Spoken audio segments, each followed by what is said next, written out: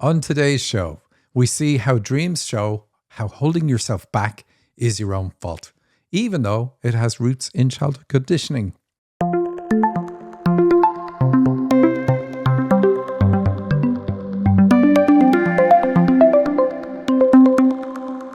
Welcome to the Dream Interpretation Podcast with Michael and Sandy. Hello, welcome everybody. So excited you are here to join us.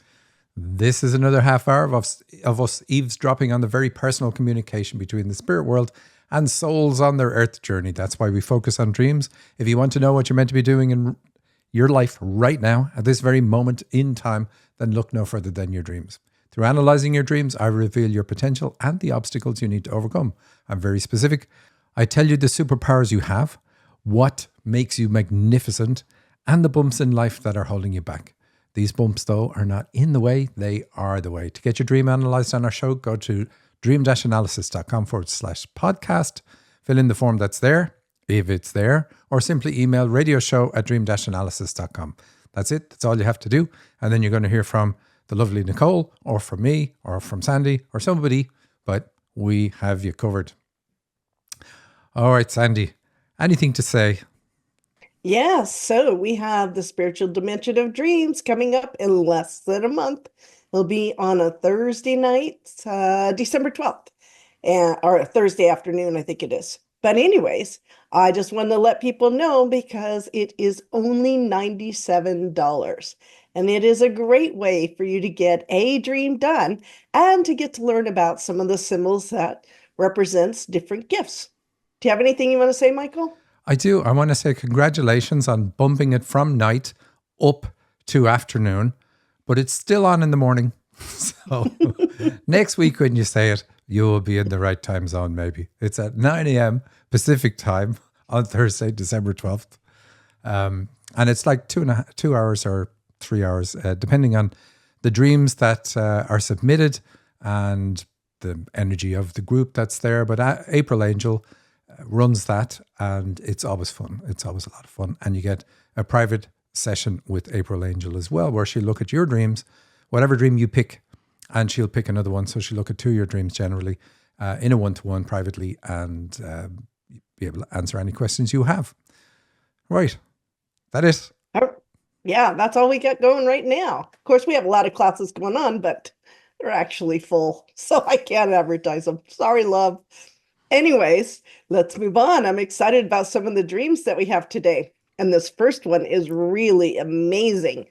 And we're going to break it up because it is so long and there's a lot to it. Alrighty? You ready, Michael? I am. Alrighty. The title, Musical Restaurant by the Water. And it's from Sophie. Everything was full of water. Then I saw a restaurant by the beach. It was wooden and made of straw with 2 levels and a center stage for nightly shows. A father owned the restaurant and his daughter had to work there serving food to help out her father. She didn't like working there because even though it was only for a few hours every night, it was every day. So she couldn't do the things she wanted to do. All right, Michael. All right, so people say to us they really like the long dreams. It's not that long, and this one actually flows very well to break up the way we've done it. So we expect it to be a spiritual dream because of the beach location and the reference to water. A beach in a dream is about your spiritual approach. So it is, indeed. And your spiritual approach is often also your approach to life, your philosophy of life. So the restaurant implies that Sophie is a hands-on healer. I say implies. Sophie is a hands-on healer, and the fact that she serves food clinches that. Food is the energy source of our body, and she brings energy to people in a public setting and gets paid for it. That's the definition of a hands-on healer. But one negative we see right away is that the dreamer has digestive system issues, and we know that because the restaurant is made of wood and straw. Not good to see in a dream. The next negative is the work ethic. Sophie has picked up a work ethic along the lines of, I can't do the things I want to do because I have to work, or work comes first, something along those lines. And this is clearly from her dad because she's doing the work to help him in the dream. Now, I know it's not her doing the work, but she's everything in the dream. She's the daughter in the dream. Did her father say this to her directly? Well, probably not. Most likely, she took this on herself to please him. And I'll come back to that later. All righty, next verse. What was nice about working there was the music that played every night. The music was so beautiful, it made working there worth it. Matthew McConaughey was a really good-looking man who was interested in the girl and would visit her all the time.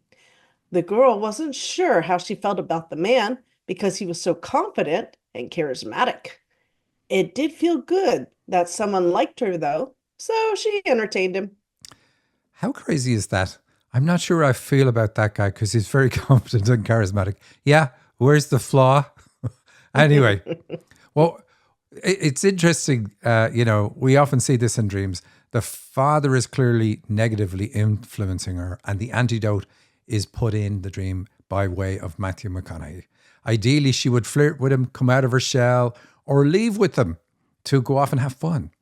He represents confidence in her channeling ability. We know it is channeling because he's an actor, and that's what they mean in a dream.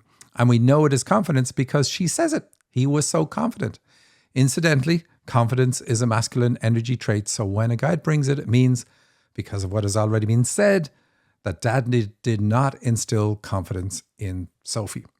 The music that is played every night also represents channeling, and the fact that she likes it. Indeed, the only thing that makes this work all worth it is the music. So she knows she's a channel. She may not be able to channel or do it on command, but she has definitely done it at least spontaneously before and knows it. But we know she's not confident, so some work still needs to be done on Dad. Very nice. One day, a man and his wife wanted to sit by the stage. The daughter had to explain that the area was reserved for people watching the show. He was agreeable to sitting on the second level where the girls served him food. The man and wife ordered a lot of food, including oysters on a half shell. Once people started coming in for the show, the man and the wife moved downstairs closer to the stage. That reminds me, we were out one time with friends of ours and they started eating oysters. And I wanted to put on 2 pairs of sunglasses so that I couldn't see it happening. Anyway, the couple represent masculine and feminine energy and harmony, but we can ignore that because only the man features in a dream. He's the only one that talks and all that sort of stuff. In fact, the men are the only ones that feature. Since everyone in a dream is an aspect of you, they also show that she holds back from enjoyment in life because of Dad's influence. She moves them away from the stage. The man is agreeable in the dream, so most likely Dad was not the agreeable type. The second floor tells us that the dreamer is in her head, which is also a masculine energy imbalance, like looking at life by analyzing and rationalizing your way through life. Alrighty, next stage. Up until this point, I was observing the dream and wasn't a character. After this point, I inserted myself into the dream as the daughter. The man asked me to bring down his oysters before the ice melted. I agreed, but had no idea how I was going to move it because it was super heavy. While it was only oysters, it was like a heavy suitcase full of concrete or something so heavy I could barely budge it. Matthew McConaughey was nowhere to be found, so I pushed the oyster slowly, inch by inch, into the elevator. The elevator ride was smooth and easy. Once down, I continued to push the oysters, but not too far because I didn't want the man to see me struggling, as it was unprofessional. Somehow, I quickly managed to replace the now melting ice with fresh ice and present the oysters to the man and woman who had their back to me already enjoying the show. Come to think of it, the man and woman had their back to me almost the entire dream. I was relieved to have completed the task.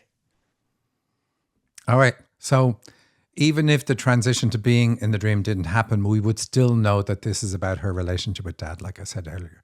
She is the daughter in the dream. We see the couple had their back to her the whole time. That's not good. Again, it says Dad had his back to me. Not a good symbol in a dream. And going back to the digestive system issues, I would stay away from oysters if I was this dreamer because she could hardly move them through the building. This is a dream's way of saying oysters do not move through my body very well. You even say it was like moving a suitcase full of concrete. We don't like concrete references when it comes to the digestive system either. Also, you needed to refresh the ice so they wouldn't go off. Again, not good. And even saying like the suitcase full of concrete, this is baggage that you're dealing with connected to dad because you're trying to bring it to the man in the dream. Part of the shell reference is hiding the fact that you're struggling because in the dream, you say it would be unprofessional for the man to see you're struggling. So dad's influence tells you to not let others see your struggle. When masculine energy is out of balance, we can feel like there is nobody there to help us, that I have to do everything on my own or it won't get done. These are the key things you need to work on with dad, and it will change your life. Wow.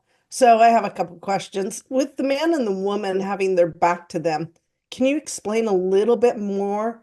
I know it's not good, but what does it mean? Because is it this a masculine, feminine thing going on, or is it actual dad? What are we getting from this? It's dad. And because it's all men in the dream. Matthew McConaughey's positive, the man is negative. And then the father is negative, making her do all the work. So it's like dad didn't support me the way I needed. It's all about the masculine energy. The woman is mentioned, but doesn't feature in any other way in the dream. Okay. Anyways, Michael, in the intro, you said this would show how holding yourself back is your own fault. Can you talk about that? Because I didn't see any signs or reference in it anywhere. So I would like some symbols too. All right. So Sophie needs to cut the ties that bind with her dad. The dream clearly shows that. You would agree with that, I presume. And, I would, yes. And it shows her the key trauma points to include in the process. And they are, I don't let others see me struggle. I need to always be professional. There is nobody to help me. Remember, Matthew McConaughey was there and she kind of kept her distance, but he wasn't there when she needed him. So right. I don't do the things that I want to do. I work instead. I hold myself back from enjoyment. I'm in my head. I don't embrace my masculine side. I lack confidence. All of those things. These are all because of dad's influence. But the dream hands Sophie the keys of the kingdom, really, her kingdom.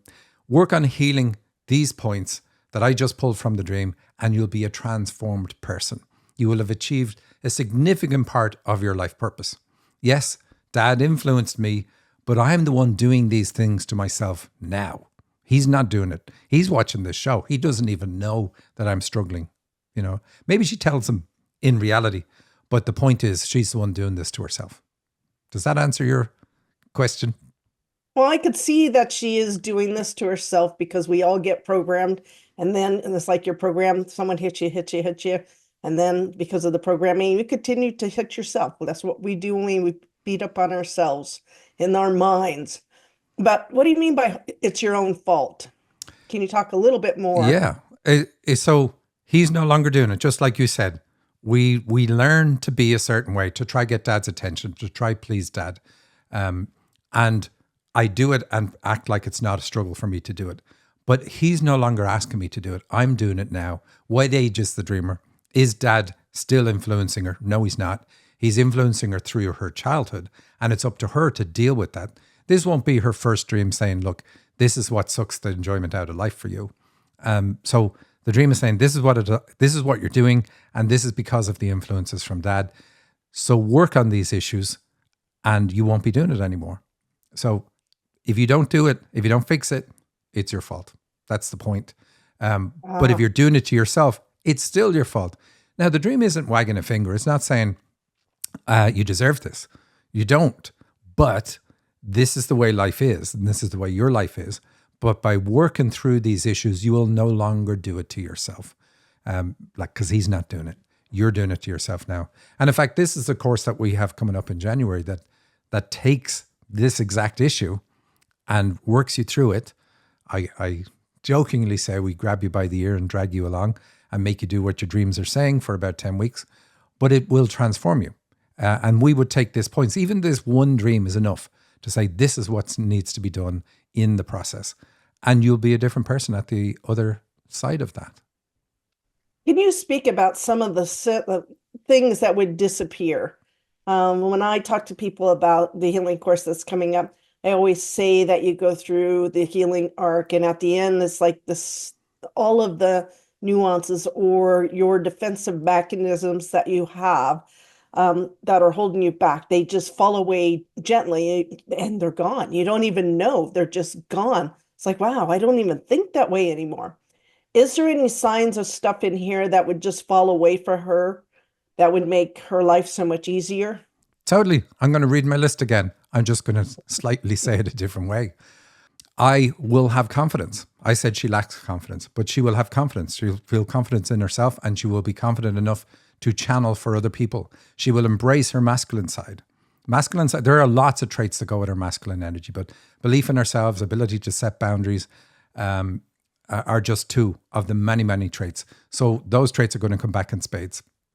She won't hold herself back from enjoyment. She won't be up in her head. She'll be down out of her head when she wants and enjoy life. She will do the things she wants to do rather than working. She will feel that there are people there to help her rather than there's nobody there to help her. She will feel like if I'm having a struggle, I can let people know and I can get people to help me. I don't always need to be professional or appear professional. I am human. I can show that sometimes things are hard. So it's the reverse of the issues shown in the dream is what you're going to get out of work in the process. So that's why it's transformational. Wow, that's great. Oh, I'm excited. I hope she does this. It'd be good for her. Anyways, Michael, are you ready for the next stream? I'm excited to move on.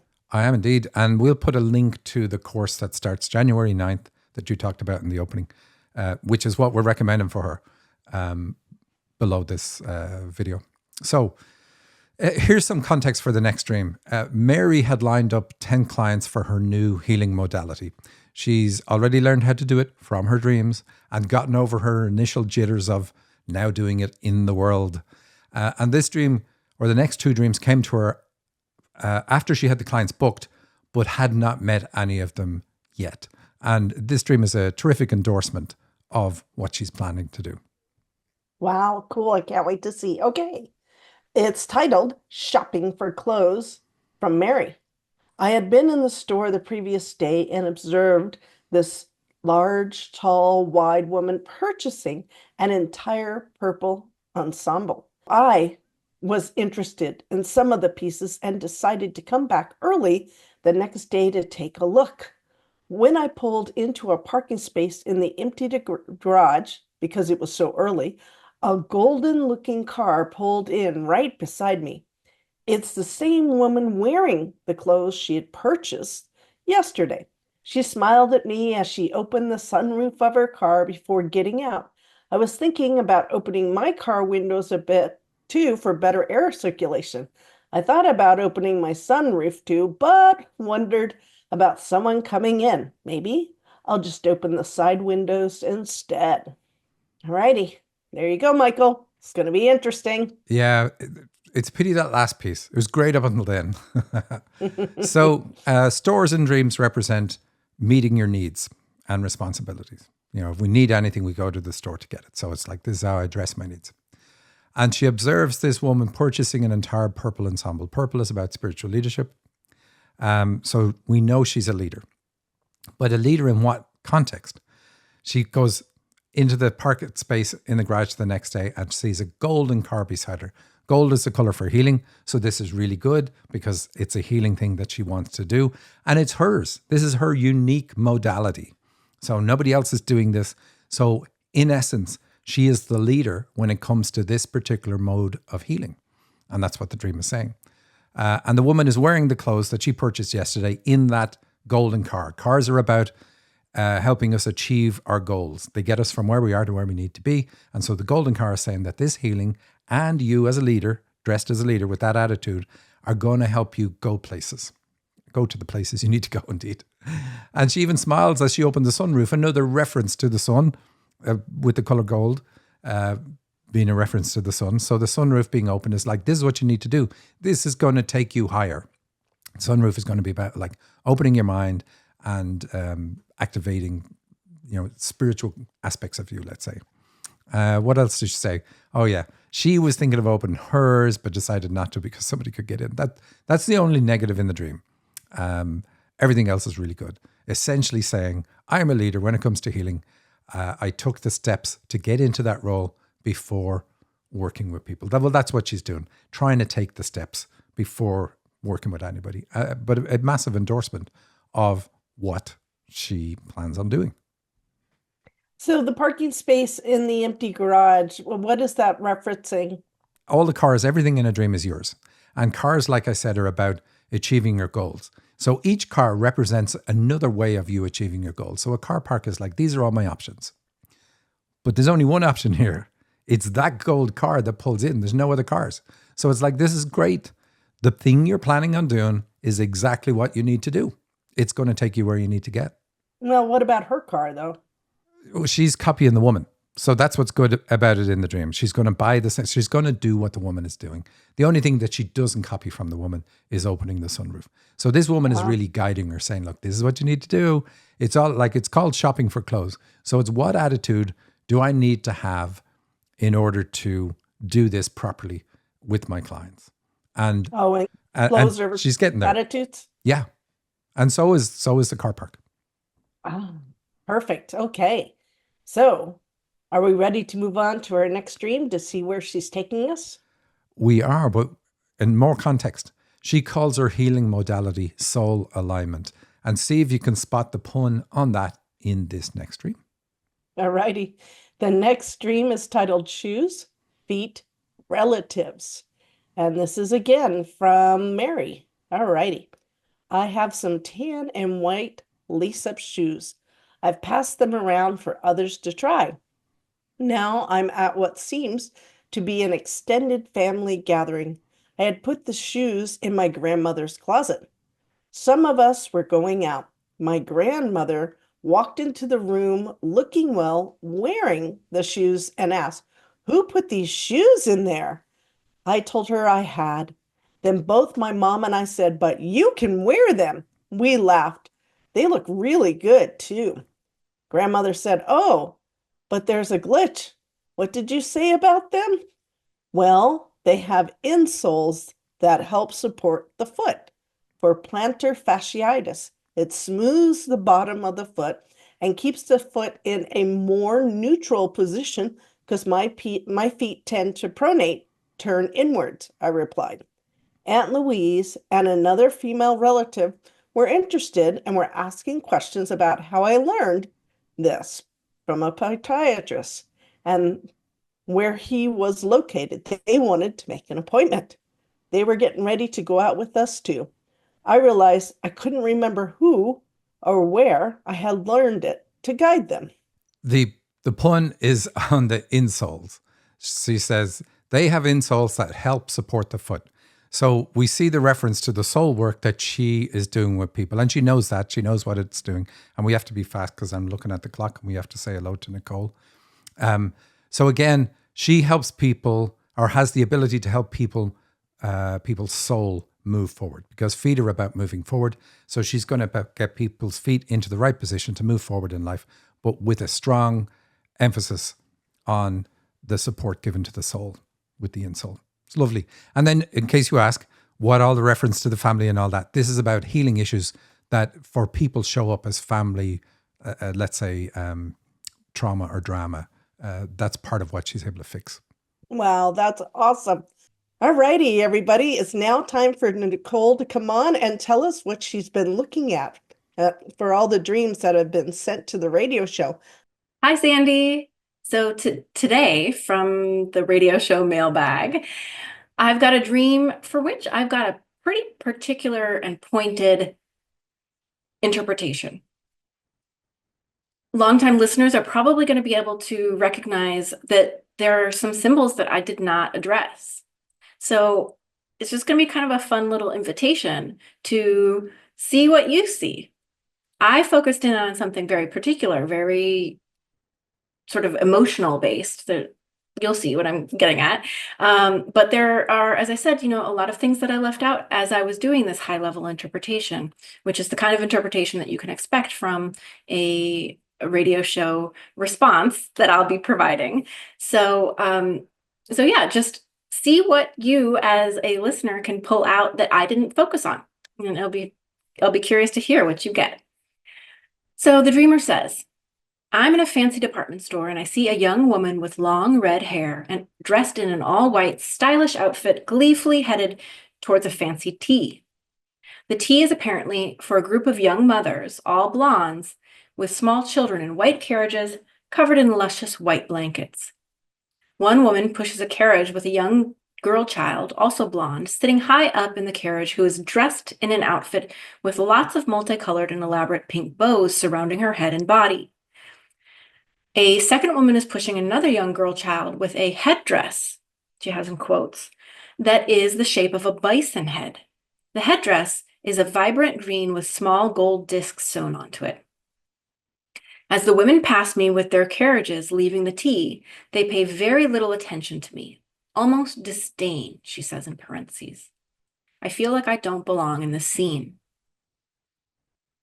So I responded that we can see from this dream that one of the obstacles that you might be here to overcome is not getting the kind of love that you needed from mom. Does it sound right that perhaps mom didn't pay very much attention to you, even treating you with disdain? Because of that, it looks like you might have picked up the feeling of not belonging and a tendency towards not fully sharing yourself. And the dream is encouraging you to heal these things. She actually responded saying, you were right on with that interpretation. I've since had more dreams about not belonging since the one I sent. So what'd you pick out? I didn't focus much about the headdress or the gold discs sewn into the green, vibrant headdress. So what do you make of that? So that's it for today. Keep the dreams coming. I love receiving them and responding to them. If I haven't responded to you yet, take heart.